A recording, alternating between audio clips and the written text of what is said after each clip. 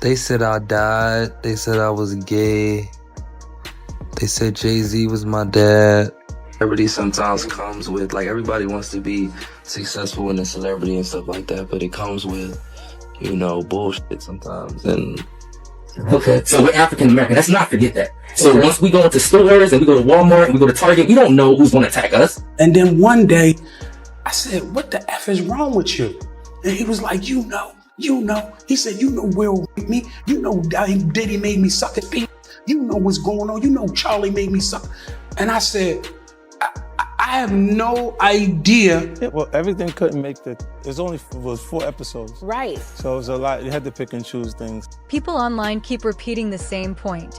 If there's one thing 50 Cent has made clear this year, it's that once he decides to target someone, he doesn't let up.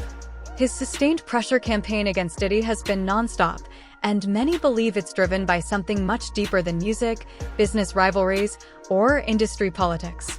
Whatever the true motivation may be, the intensity has only continued to escalate. Now the discussion is shifting once again. There's growing chatter that a second installment of his Netflix documentary could be on the way.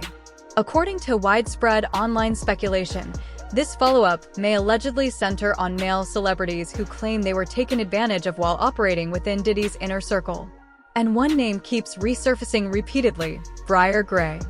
Many believe this could be the moment he finally speaks openly about what he says happened involving both Diddy and Will Smith. As most people already know, 50 Cent's documentary about Diddy hit like a shockwave. The reaction was instant. Social media exploded. Some applauded it for forcing long-avoided, uncomfortable conversations into the open. Others accused 50 of acting out of personal revenge, pointing to his long-standing feud with Diddy and past drama involving Daphne Joy. But at this point, the motive almost feels secondary, because the real impact of the documentary came from who was finally handed the microphone. Men who say they stayed silent for years, men who insist they were never meant to be part of this narrative at all. And once they began speaking, they didn't hold back. One of the first voices featured was music producer Lil Rod. Even before the documentary aired, he had already filed a lawsuit accusing Diddy of alleged abuse, a case that has yet to go to trial. In the documentary, however, he went further, detailing his experience in his own words. He said he was invited to Miami to work on music. That was the expectation. According to his account, the situation quickly shifted into non-stop partying with very little actual professional work happening. He described nights he barely remembered, waking up disoriented, sometimes next to women, other times next to Diddy, and experiencing physical discomfort he couldn't explain at the time.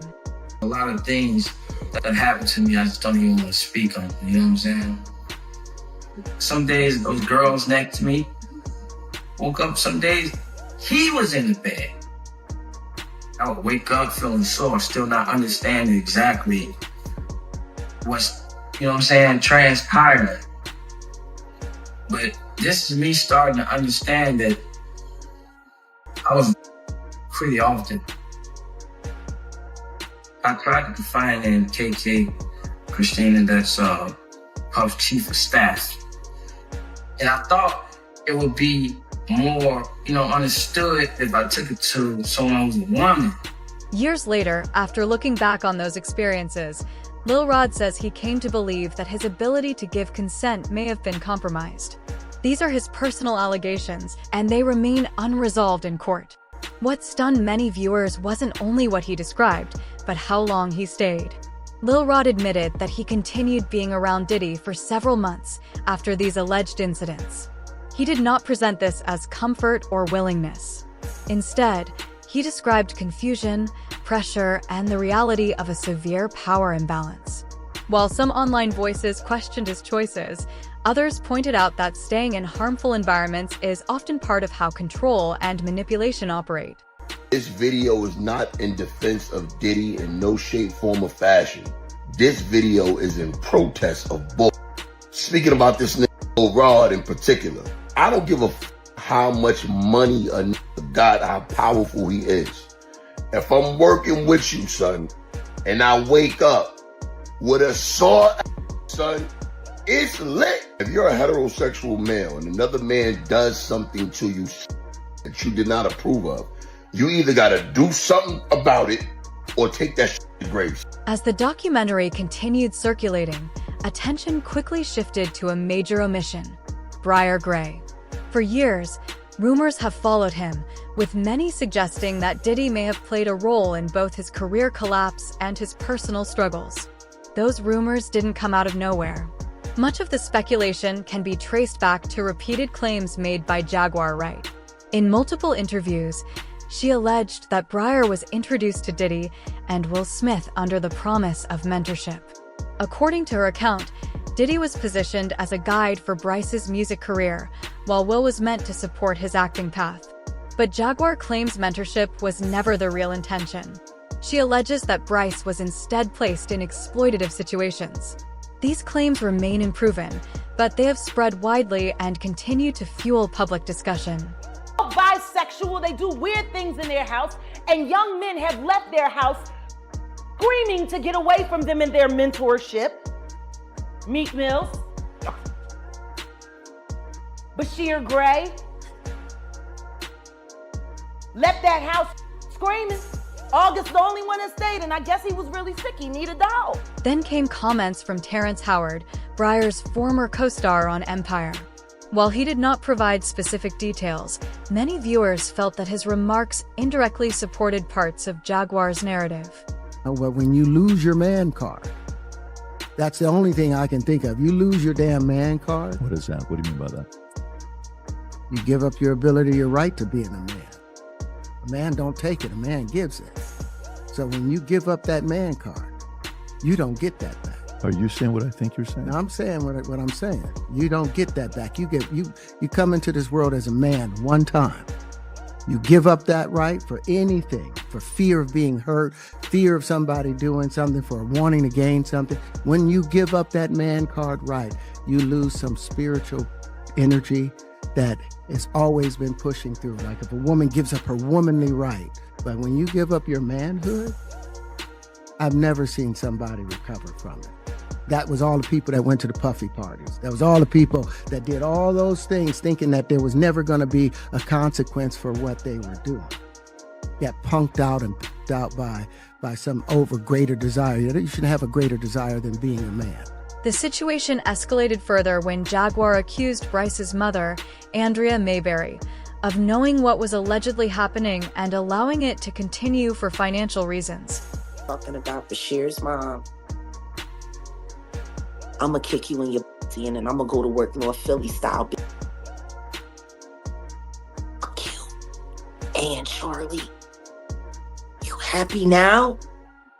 He's a gay star. Are you happy now, Andy? For a book that didn't sell. I hope that new husband of yours leaves you. And maybe it's time you tell your son why his father is really in jail, his biological father, for all of his life and what you had to do with it. You can see that came to me and begged me for my help. I told her to get the away from Charlie. I did everything that I could do to get Bryshere, to help her get Bryshere out of California into Chicago safe, to be ready for filming. She knew she knew what Will did to him. But because of Charlie, see? And Charlie had promised her all kinds of things. And all she had to do was pretend to be a broken down single mom who worked her way up through the ghetto and raised a superstar for television, when the truth is, she wasn't nothing but a dealer's. That's all she ever was. She went from dealer to dealer, and then she snitched on whoever she needed to snitch on until she could get to the bigger bag, until she got with Larry Lair, my friend who raised Bryshere in $1 million home. Your whole book is lies, Andy. And I hope anybody that bought it asks for a refund and demands it comes out of your pocket every time they see your son's gay porn. These allegations remain unverified, but they added yet another layer of controversy to the story. Jaguar also claimed that after Cassie filed her lawsuit, Bryshere was preparing a $50 million legal action against Diddy, potentially including Will Smith as well. According to her account, That lawsuit never became public due to alleged behind-the-scenes pressure. Supporters of this theory frequently point to a blind item that circulated online, describing an unnamed male victim who was supposedly preparing to come forward against a powerful figure in the entertainment industry.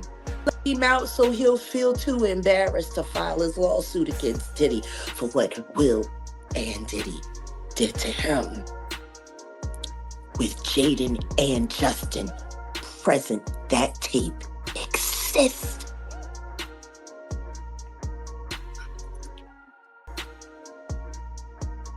Okay. I really hope none of that baby oil was used on those kids. That would just be in bad taste. Baby oil on babies. You can't say that the flavor cap was sponsored by Johnson & Johnson. You just come on, man. Come on. Starting to sound that way, ain't it? No.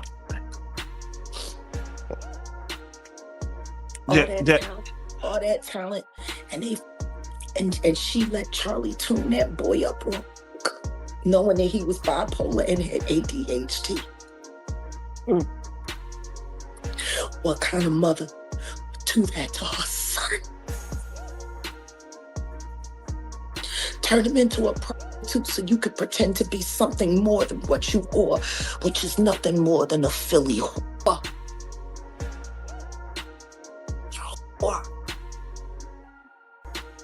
You're a big old and they're making your son out to be, that's for sure. Because he didn't have no choice. You was down by all.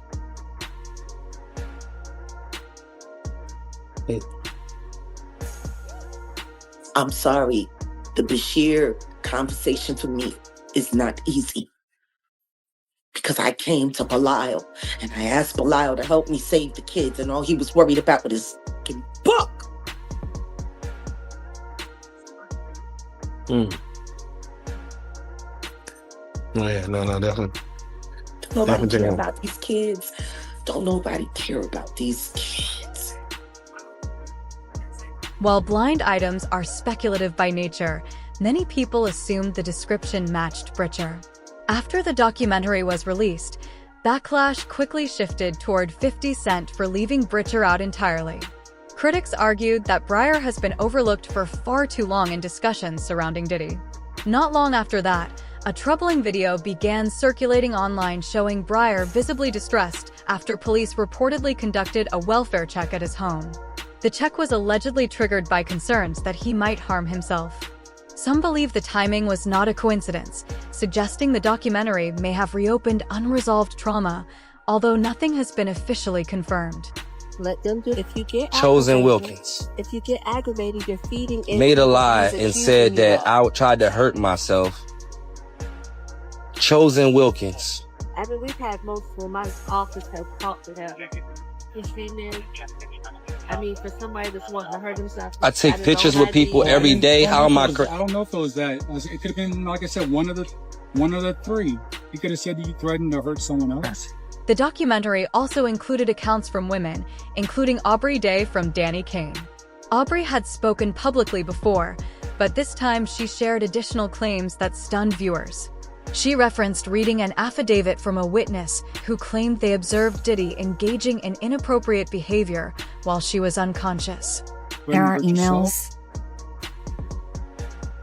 with pictures of his parents. Here's one email. I don't want to just you. I want to turn you out. I can see you being with some motherfucker that you tell what to do. I make my woman do what I tell her to do, and she loves it. I just want and like to do things different. I'm gonna finish watching this and finish think of you, happy face. If you change your mind and get ready to do what I say, hit me, happy face. God bless Diddy.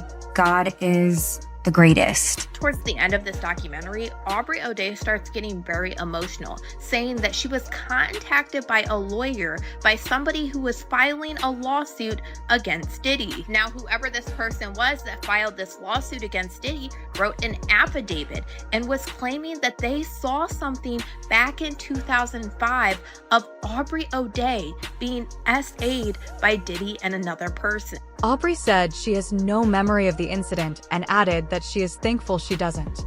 She also referenced explicit messages that she claims were sent to her while she was under the age of 18. Taken together, these accounts have led many people to believe that public redemption is nowhere in sight. And if the rumors are true that a future installment may finally include Bryce Gray's account, some believe it could completely change how this entire situation is viewed. As reactions continued pouring in, one comment stood out, asking a question that many people are now repeating. Where were Bryce's mentors during all of this? And why does Will Smith's name keep coming up every time that question is asked? Now it turns to you. If Bryce Gray does speak out, do you think people will finally listen, or has his story already been ignored for too long? Let me know your thoughts in the comments and click here to watch another related video.